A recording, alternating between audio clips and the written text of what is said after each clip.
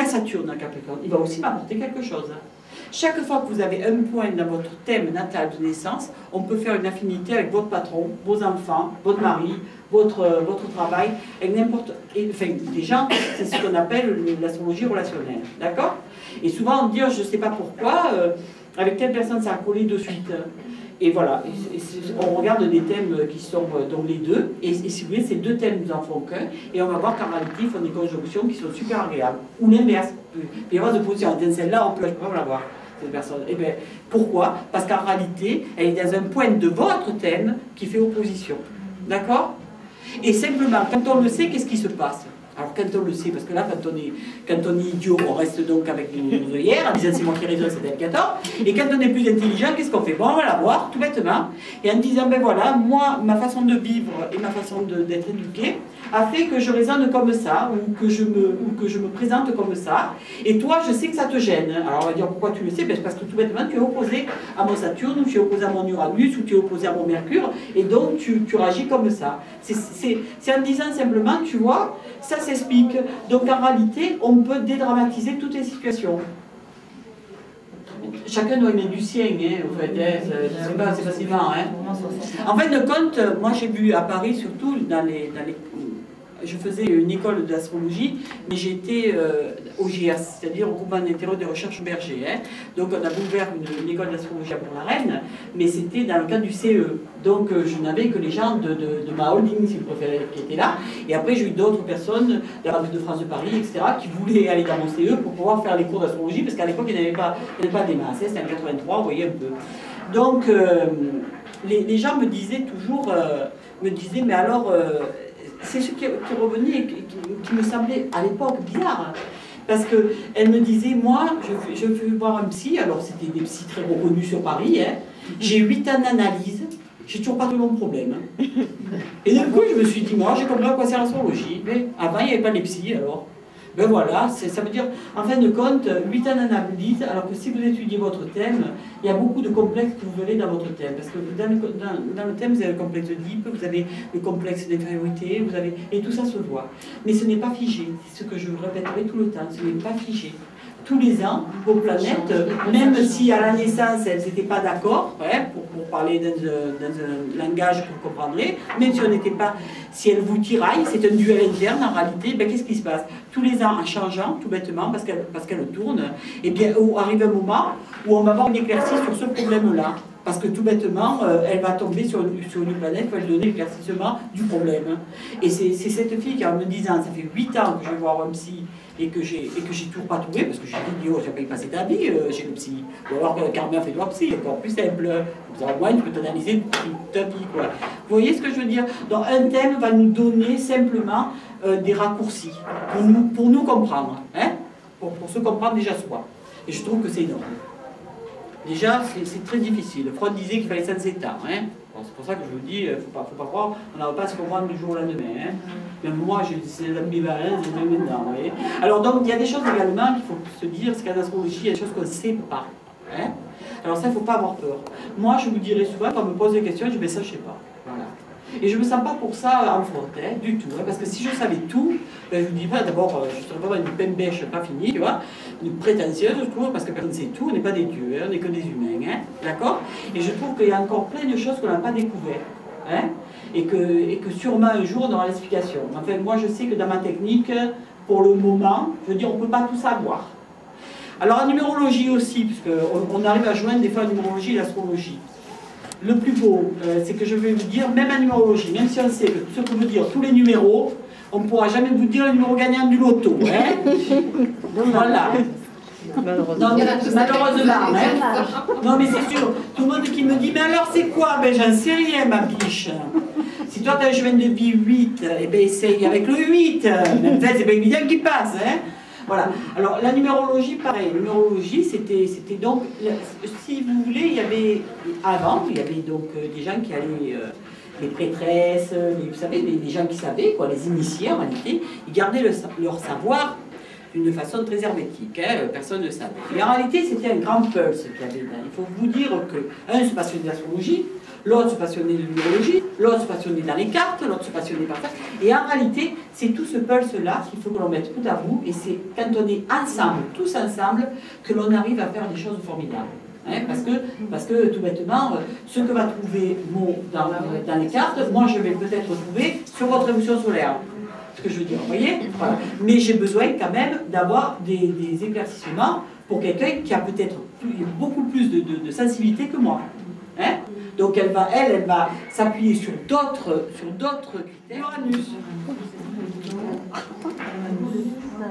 Ça, ce sont les 5 planètes lentes que tout astrologue, depuis Pluton, depuis 3 ans, là, vous avez vu qu'on dit Pluton n'est plus du tout, c'est un astéroïde, ce n'est plus du tout une planète. Alors là, je vais vous expliquer un truc. Vous savez pourquoi? Parce qu'ils ont trouvé Chiron. Chiron, c'est ce qui était le satellite de Pluton, c'est qui est à côté. Hein, et qui elle a un autre pouvoir que l'on a décidé depuis très peu, là, depuis hier, là, depuis 10 minutes, vous voyez, que l'on appelle la grande guérisseuse. Mais alors je ne vous en parle pas du tout parce que j'en sais que dalle, moi. Alors par contre, en ce moment, le marché il y a plein de bouquins. Hein. Je vous dis, la dame qui a écrit le bouquin me fait 10 mails par jour sur tous mes sites, je suis très contente, je sais qu'il existe. Mais je ne sais pas à quoi il sert, alors je suis bien contente de savoir qu'il existe, enchantée, très heureuse. J'espère que vous allez mieux arranger les choses. Hein. Voilà. Donc c'est pour ça que je vous dis, après vous en avez d'autres, hein. Mais si vous voulez, pour faire l'horoscope, on prend le soleil et les 5 planètes là. Pour faire l'horoscope, je ne parle pas personnalisé, hein. L'horoscope que vous voyez sur le magazine, hein. D'accord? Mercure, c'est rapide. Parce que voilà, pour faire le personnalisé, ben, une fois qu'on a ces scènes-là, de toute façon on fait comme tout le monde, hein, c'est-à-dire on s'en sert aussi, mais on vous rajoute ce qu'on appelle les planètes personnelles. Personnelles, c'est individuel, vous voyez? Et vous avez donc Mercure, Vénus, Mars, oui, Mars et la Lune. Et la Lune avec un petit guillemet, parce que la Lune, il y a les révolutions solaires qui durent 1 an, et vous avez des révolutions lunaires qui durent 1 mois. Pourquoi? Parce que la Lune met 28 jours pour revenir, pour faire le tour du zodiaque. Hein. Donc vous savez que tous les 7 jours, vous avez 7 jours et quart, vous avez la Lune qui change, d'accord? C'est pour ça qu'on appelle ça des révolutions lunaires. Une fois que vous avez fait votre révolution solaire, vous avez déjà la grande ligne de ce qui vous arrive cette année. En grande ligne, naturellement, hein. On ne va pas vous dire que votre voisin a perdu sa clé et que vous allez retrouver, c'est pas ça, hein, de suite. Hein. Donc que les grandes lignes. Et bien qu'est-ce que vous faites? Pour affiner, vous faites les révolutions lunaires. Et c'est 1 fois par mois. C'est tout. La Lune, c'est 1 fois par mois.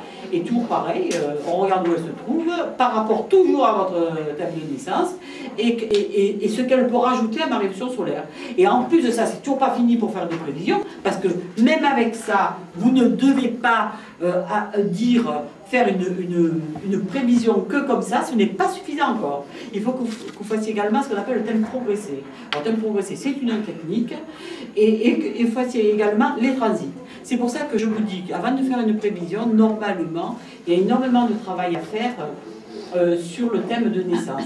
C'est-à-dire vous faites 4 ou 5 techniques différentes pour voir si les mêmes aspects des planètes se retrouvent dans toutes ces techniques-là. Et quand ils se retrouvent partout, on va dire le cas idéal, hein, et bien là, vous pouvez dire à la personne, vous allez déménager, vous allez changer de travail, vous allez faire ci, vous allez faire ça. Les grosses lignes, naturellement. Hein, voilà. Mais tant que vous n'avez pas fait tout ça, eh bien, c'est pas vrai, les prévisions, ça peut marcher, mais c'est un peu bancal, quoi. Voilà. Et toujours en demandant quand même, l'astrologie se fait à deux, comme je dis toujours, l'astrologue, parce qu'il donne des outils, c'est comme si moi je vous donnais le stylo, le crayon, d'accord? Mais c'est vous qui devez raconter l'histoire. Hein? Parce que moi je ne peux pas la deviner, votre histoire. C'est pas possible. Hein? C'est quand je vais vous dire, par exemple, ce qui t'arrive maintenant, Saturne, il y a 30 ans en arrière, il était au même endroit que dans la Vierge. Qu'est-ce qui s'est passé il y a 30 ans en arrière? Hein? Si c'est pas vous qui me le dites, ah ben justement, il y a 30 ans en arrière, je sais pas, moi j'ai perdu ma mère, ou alors j'ai eu un contrat mirobolant, etc. Moi, ça, je peux pas savoir. Mais ça te servira à quoi? Ah ben pour vous, si vous avez eu un contrat mirobolant, je vous dis, en 1990, vous avez rencontré l'homme de votre vie, vous avez gagné au loto, vous avez, je sais pas moi, vous avez fait le tour du monde, vous avez fait plein de trucs, vous allez me dire, oh, moi, 1990, ça a été une année géniale, d'accord? Qu'est-ce qu'on va faire? On va regarder 1990 sur votre thème, qu'est-ce qui s'est passé? Saturne se trouvait là, Pluton se trouvait là, Neptune, c'est-à-dire elle se trouvait quelque part. Mais si, je t'ai dit que... Et oui, Pluton c'est plus long, il met 20 ans, il reste 20 ans dans le signe. Donc on meurt pas à 20 ans quand même, mais il a le temps de... Vous comprenez ce que je veux dire? De venir, de repartir et d'aller ailleurs. D'accord? Et bien, de chercher les points qui étaient intéressants en 1990 pour savoir quand c'est qu'ils vont se répéter, mais même partiellement. Hein? Parce que ça se répète, obligatoirement. Parce que c'est un cycle, oui, obligatoirement. Arrivé à un moment, heureusement même que ça se répète. Mais bien sûr. Bah, ça dépend quoi, si c'est des bonnes choses, oui, mais si c'est des mauvaises Ah, mais c'est pour le bon et le mauvais. C'est ce que je veux te dire. C'est pas comme pour le bon, malheureusement. Ah oui, mais oui, alors c'est cyclique, hein. Voilà, c'est cyclique. Tout est un cycle, de toute façon. C'est vrai, Oui, bien voilà. sûr, mais on le voit dans le thème, malheureusement. Et c'est ce que je te dis. Mais attends, non, mais plutôt, comme je vous dis, des fois c'était agréable, ne vous inquiétez pas, hein. Bon. Mais il n'y a pas que lui. Le thème, c'est une globalité. Moi, je fais exprès de vous le détailler par planète, parce que vous connaissez tous ces planètes, vous en avez entendu parler. Oui. Et puis vous avez les maisons. La maison 1, c'est le mois. La maison 2, c'est l'argent que je gagne. Je vois pas pourquoi ça fait l'aider, quoi. Je t'expliquerai tout à l'heure, alors, hein. Parce que vous notez les maisons, on va pour les maisons, hein. La maison 1, c'est moi. La maison 2, c'est l'argent. La maison 3, c'est l'environnement. La maison 4, c'est le foyer. La maison 5, c'est la créativité. La maison 6, c'est nos tâches quotidiennes, nos corvées dans le sens servitude, notre vie de tous les jours. Quand je paye mes factures, quand je vais travailler au bureau, quand c'est le travail, mais dans le sens ce que je suis obligé de faire. Bon, je suis obligé de faire le ménage, je suis obligé de faire la popote. Voilà, bon, c'est ma vie quotidienne. La maison 7, c'est l'autre, c'est autrui. Autant la maison 1, c'était moi, la maison 7, c'est autrui. Donc l'autre, c'est quoi? C'est le mari et c'est également l'employeur. Hein? 5. 5, créativité. C'est parce que là, je ne fais pas le cours, là. Là, je ne fais que des schémas, hein. Parce qu'après, on reste quand même 2 heures sur une maison, hein. Ça, c'est sûr, hein. Mais ça, c'est pour vite, puisqu'elle veut voir les maisons, hein. 8, la 8e. La 8, c'est la transformation. Transformation. Voilà. Je fais exprès de mettre juste un mot-clé, parce qu'après, ils en auront 150 000, alors donc c'est juste un mot-clé. Mais les vaisseaux astrologiques, moi je vous en parle dans le livre que j'ai fait sur le tarot. Sur le tarot, vous le faites, le grand jeu, vous le faites passer sur les vaisseaux astrologiques. Ouais. Alors la maison 9, c'est donc l'évasion des voyages et tout ce qui est au loin, spirituellement aussi. La maison 9.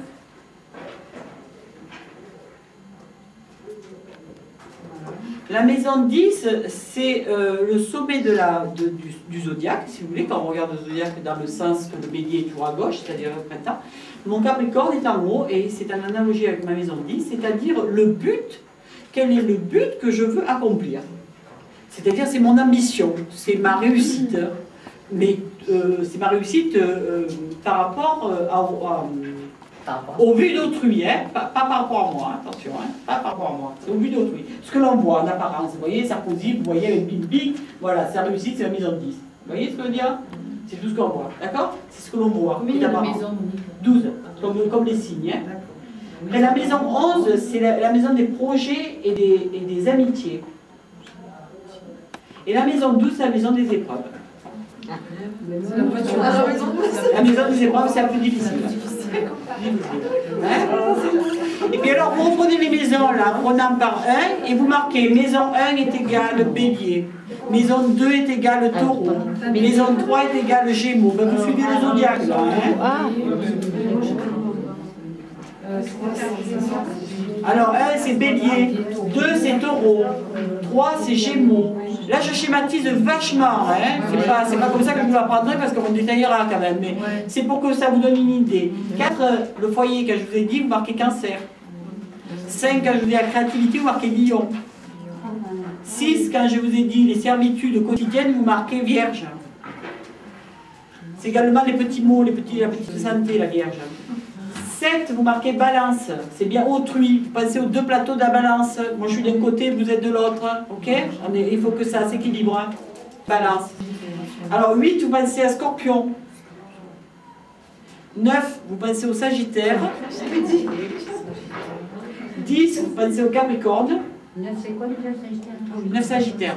C'est quoi? L'évasion. Abstrait et concret, hein? Ouais. Et spirituel, hein? Voilà. Alors 10 c'était Capricorne, comme je vous ai dit, 11 c'est Verseau, et 12 c'est Poisson. Mais ça, je vous marque égal parce que je fais des raccourcis et que vraiment je fais comme si on était des bébés, tu sais, parce qu'il faut vite marquer une image avec un mot-clé. Hein. Mais en réalité, chaque maison, on peut en parler pendant des heures. Hein. Pardon? Non, non, c'est une analogie. Ça ne veut pas dire que tous les poissons sont dans la maison 12. C'est pour ça que je te dis, tu vois, il ne faut pas sortir du contexte. Je veux dire, un cours en astrologie, ça demande des années d'études. Moi, je le dis carrément, je ne sais pas tout et j'ai encore beaucoup de choses à apprendre. Mais ça, ce que je vous dis, c'est pour que ça vous rende plus facile. Mais quand en cours, vous verrez que quand on étudie les thèmes, c'est pas aussi simple. Tout le monde n'a pas la maison 1 dans le bélier, tout le monde n'a pas la maison 2 dans le taureau, c'est évident. Mais c'est une analogie, c'est pour vous expliquer qu'un signe a des caractéristiques avec les mêmes que cette maison-là, c'est tout. Mais quelques caractéristiques, voilà. Mais qui sont quand même assez probantes. Hein. Mais après, il y a la nuance, un bélier, vous voyez, voilà. Et la maison 1, en fait, s'appelle l'ascendant. Hein. En fait, la maison 1, c'est l'ascendant, ça s'appelle ascendant. La maison 7, par opposition, c'est le descendant. La maison 10, c'est le milieu du ciel. Et la maison 4, c'est le fond du ciel. Et c'est la fameuse croix qu'on voyait à la télé, là, toutes les séries qu'il y avait, la fameuse croix fatidique, là, vous savez, le zodiaque, vous voyez, voilà. Et cette croix, en astrologie, je ne vous dis pas, c'est ce qu'il y a de plus important. Moi, du moment que ma croix est solide, cette croix-là, hein, quand vous faites ascendant, descendant, milieu du ciel, fond du ciel, ça fait une croix. Et bien cette croix, moi en astrologie, c'est ce qui est le plus important pour moi. Si elle est bien placée, comment vous allez la vivre, voilà. Le reste, ce qui est à part de cette croix, est de moindre importance. C'est pas que c'est pas important, mais c'est de moindre importance. Voilà. Après, il y a une hiérarchie quand même, hein.